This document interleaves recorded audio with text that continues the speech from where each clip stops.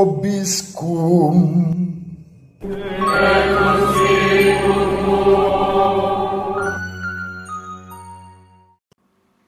Sahabat peradaban kasih ekologis yang terkasih, selamat berjumpa dalam renungan harian bersama saya Romo Alois Budi Purnomo PR melalui channel ini. Semoga panjenengan selalu sehat, tetap semangat tanpa sambat dan selalu bahagia, kebahagiaan yang bersumber dari Tuhan Allah kita. Mari kita awali perjumpaan kita dengan bersatu di dalam doa. Kita menggunakan rumus doa novena Roh Kudus hari yang ke-9. Dalam nama Bapa dan Putra dan Roh Kudus. Amin. Ya Bapa, utuslah Roh Kudus memenuhi hati umat-Mu dan nyalakanlah di dalamnya api cinta-Mu.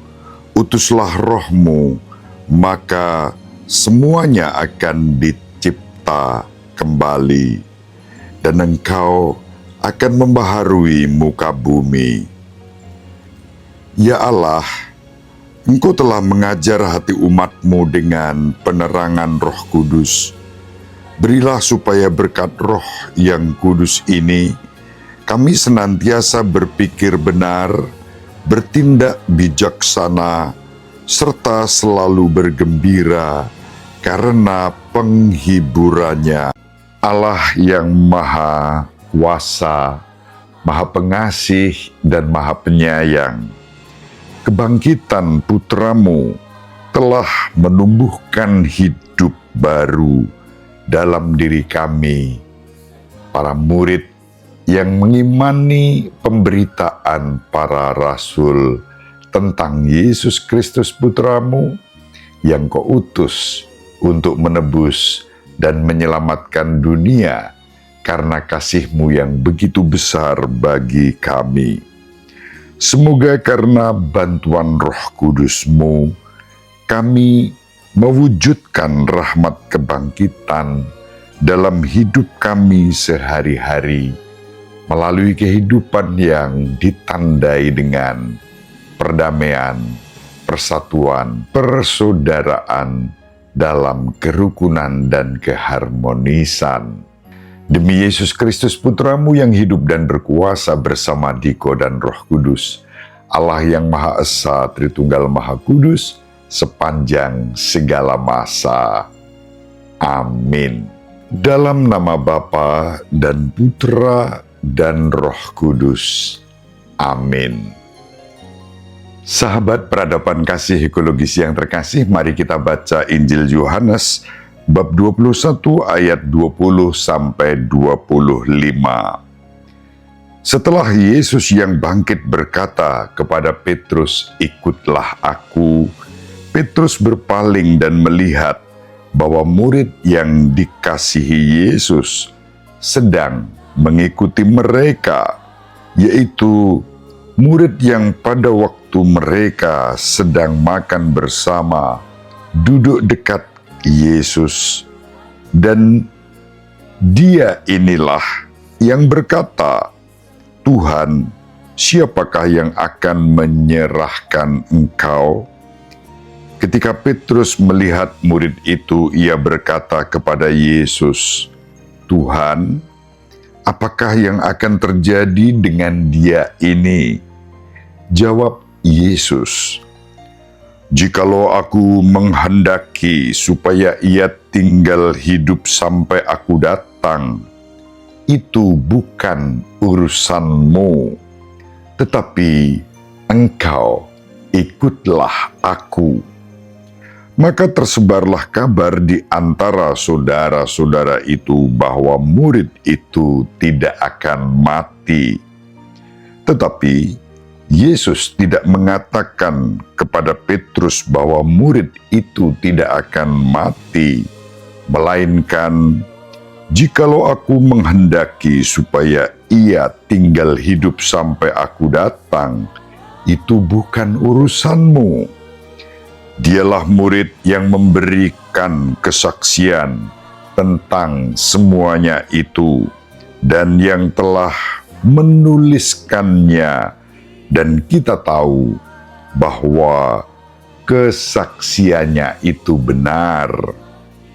Masih banyak hal lain lagi yang diperbuat oleh Yesus, tetapi jikalau semuanya itu harus dituliskan satu persatu, maka agaknya dunia ini tidak dapat memuat semua kitab yang harus ditulis itu. Demikianlah sabda Tuhan. Terpujilah Kristus. Sahabat peradaban kasih ekologis yang terkasih, Injil hari ini menyatakan kepada kita suatu percakapan yang sangat menarik. Percakapan antara Simon Petrus dan Yesus. Isi percakapan menunjuk pada kehidupan Santo Yohanes yang menulis Injil. Percakapan dalam Injil antara Yesus dan Petrus terjadi di tepi Laut Galilea beberapa minggu setelah kebangkitan Yesus. Yohanes, murid terkasih, mengikuti mereka, dan Yesus menggambarkan perbedaan antara cara Yohanes memberikan kesaksian tentang Yesus dan cara Petrus memberikan kesaksian tentang Yesus. Kasih Petrus kepada Yesus diungkapkan dengan merawat gereja secara pastoral selama lebih dari 30 tahun. Bandingkan Injil Yohanes bab 21 ayat 15 sampai 17, dan ia menderita di Roma melalui penyalipan. Petrus disalibkan di Roma di usia tuanya, dan itu sudah dinubuatkan oleh Yesus dalam Injil Yohanes bab 21 ayat 18. Sedangkan kasih Yohanes kepada Yesus diungkapkan dengan tetap tinggal dalam keheningan dan merenungkan kebersamaannya dengan Yesus yang kemudian ditulisnya di dalam Injil Yohanes, dalam kitab Wahyu dan surat-surat Santo Yohanes. Yang menjadi tugas utama Yohanes adalah menjaga hidup Ibu Maria sebagaimana dipesankan sebagai wasiat sebelum Yesus wafat dalam Injil Yohanes bab 19 ayat 26 sampai 27. Sahabat peradaban kasih ekologis yang terkasih, sangat menarik ketika kita membaca kesaksian Santo Yohanes di dalam Injilnya. Santo Yohanes sangat menekankan dalam kesaksiannya yang tertulis dalam Injil Yohanes relasi dan perjumpaan personal dengan Yesus sebagai Putra Allah yang Maha Tinggi, yang menjadi manusia karena kasih Allah yang begitu besar untuk umat manusia, sehingga Allah mengaruniakan putranya yang tunggal supaya setiap orang yang percaya kepadanya tidak binasa, melainkan beroleh kehidupan yang kekal. Itu yang ditulis dan disampaikan melalui Yesus sendiri yang bersabda kepada Nikodemus, Injil Yohanes bab 3 ayat 16.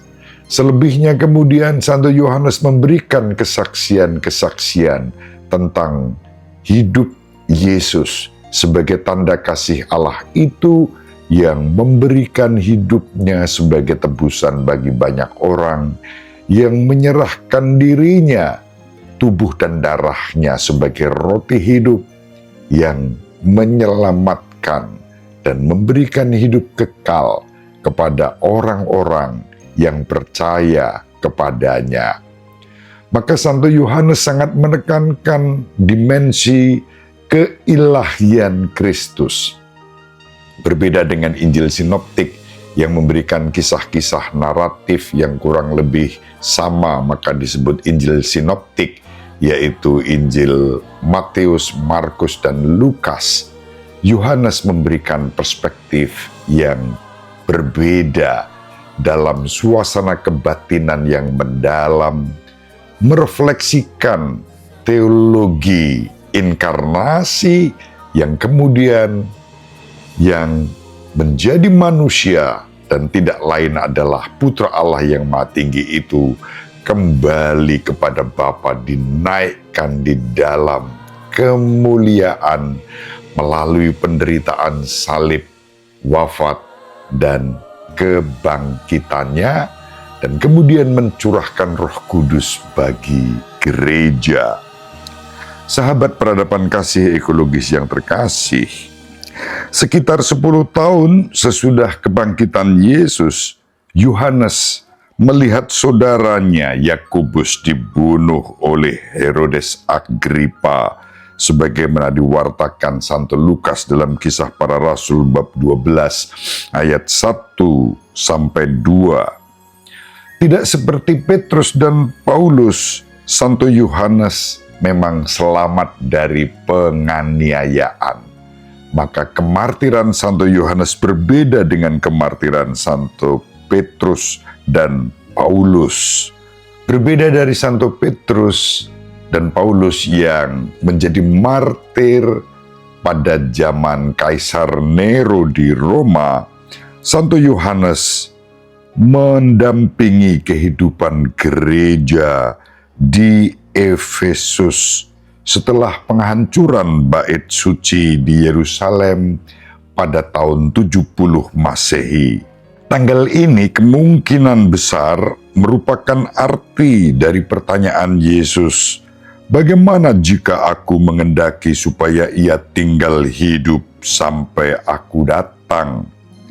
Sementara Petrus meninggal beberapa tahun sebelum penghancuran Yerusalem, Yohanes hidup selama beberapa dekade setelah peristiwa itu. Santo Yohanes menderita pengasingan di Pulau Patmos, tetapi menulis surat kepada gereja-gereja yang berada di bawah asuhannya.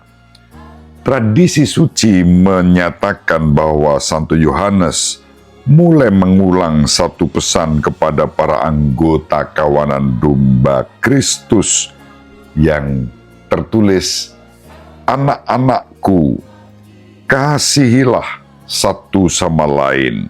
Sahabat peradaban kasih ekologis yang terkasih, mari kita sama seperti Santo Petrus dengan gayanya sendiri, Santo Paulus dengan gayanya sendiri, Santo Yohanes dengan gayanya sendiri mewartakan Kristus, tetapi dalam kesatuan bimbingan Roh Kudus, kita juga mewartakan kasih Kristus di dalam kehidupan kita.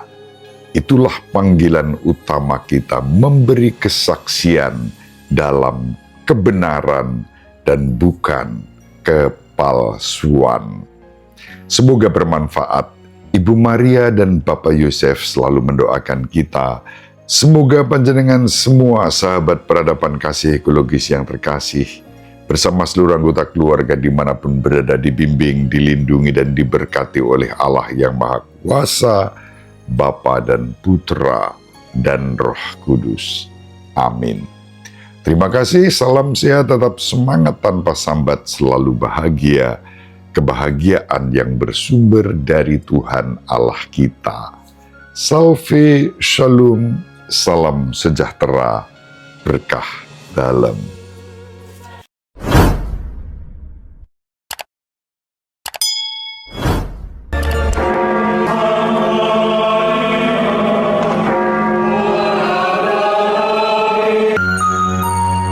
Sahabat peradaban kasih yang terkasih, sampai jumpa pada episode berikutnya. Terima kasih atas kebersamaan kita. peradaban kasih ekologis. Berkah dalam